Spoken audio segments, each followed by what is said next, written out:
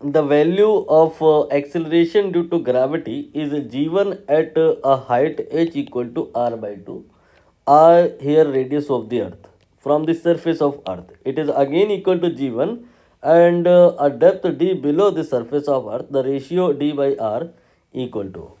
Summary क्या है कि यहाँ पे दो केस है। पहले वाले केस में सरफेस से कुछ हाइट पे जाना है, हाइट है r बाई 2 और वहाँ पे कुछ ग्रेविटी आई है और वैल्यू है उसकी g1, और इतनी ग्रेविटी एक बार फिर से आई है। बस इस बार आपको दूसरा केस है तो नीचे नहीं जाना, हाइट पे नहीं जाना है, गहराई पे जाना है।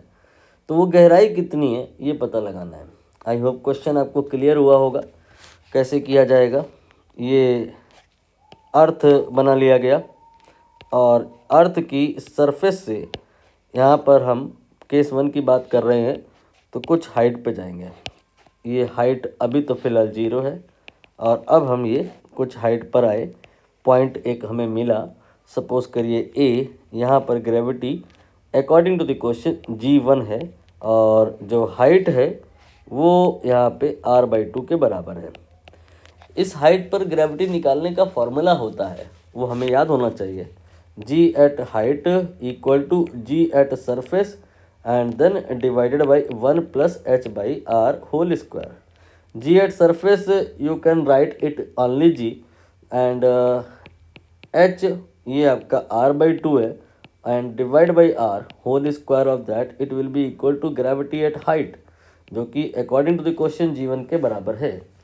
ठीक है, यहाँ पर हम अब इसको अभी सॉल्व नहीं करेंगे, आगे मान लेंगे थोड़ी देर के लिए कि हमें g1 पता है। चलिए सॉल्व कर लेते हैं। ये आपका r कैंसिल हो गया तो 1/2 आएगा इधर और 1/2 1 में जुड़ेगा तो ये 3/2 हो जाएगा और 3/2 का स्क्वायर होगा तो ये 9/4 होगा, रेसिप्रोकल होके मल्टीप्लाई हो जाएगा तो 4/9 g here is the value of gravity at height h equal to r/2। प्रश्न अनुसार अकॉर्डिंग टू द क्वेश्चन इतनी ही ग्रेविटी है, कहाँ पर, कुछ गहराई आप नीचे आ जाओ अगर तो वहाँ पे, ये हम कुछ गहराई नीचे आ गए, यहाँ पर गहराई 0 है और यहाँ पर गहराई हमने d मान ली। d गहराई पे अकॉर्डिंग टू द क्वेश्चन जो ग्रेविटी है वो उतनी ही है जो g1 की वैल्यू थी। कितनी थी? 4/9 g।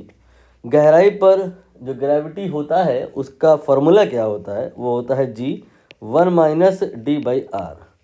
अब यहाँ पर हम सॉल्व करेंगे ताकि d निकल आए तो 4/9 यहाँ से आ गया 1 माइनस d/r, तो जो d/r आएगा दैट विल बी 1 माइनस 4/9, तो 9 माइनस 4 ये हो गया 5 और बटे 9। तो आंसर आ चुका है 5/9। देखना पड़ेगा कौन से ऑप्शन में है। ये आपका ऑप्शन बी करेक्ट हो गया।